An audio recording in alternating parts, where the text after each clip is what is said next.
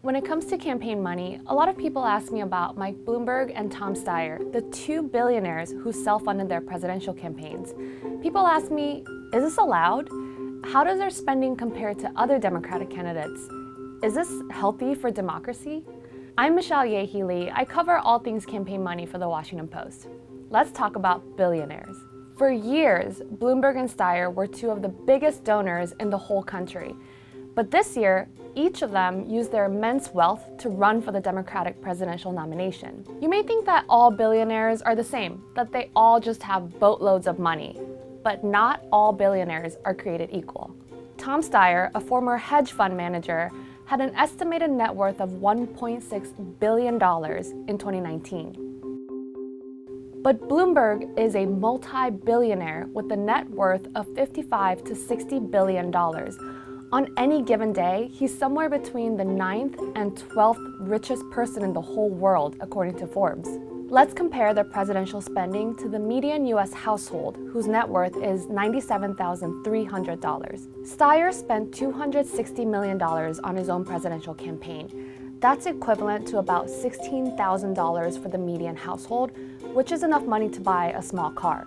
Meanwhile, Bloomberg spent $510 million in just 3 months. He spent that on TV, radio, and digital ads. For the median household, that's about $820, which is enough to buy 2 tickets to Hamilton on Broadway.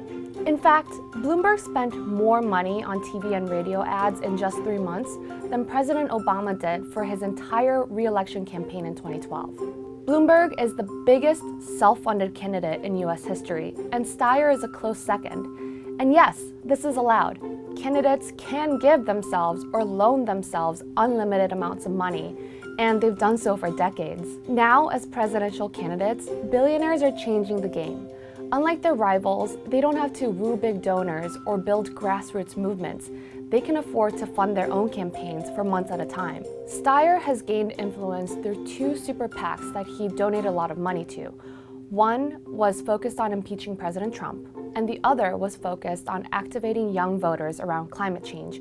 And he also helped run them, and those efforts gave him an edge in the presidential campaign.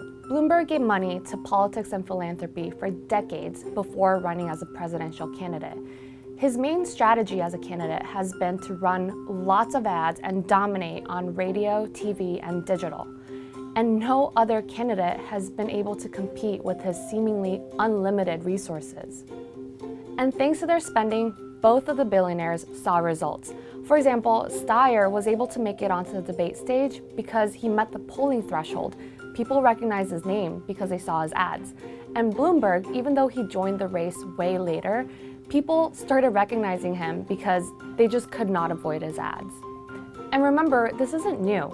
President Trump self-funded most of his primary campaign. The amount of money that the 2 billionaires have spent on their campaigns completely dwarfs what the other candidates were able to raise and spend. The other candidates are dependent on donations from their supporters, and they just have to raise enough money to be able to spend it and raise it again. Have any other questions about the 2020 election and campaign money? Tweet me, and I'll answer it in the next video.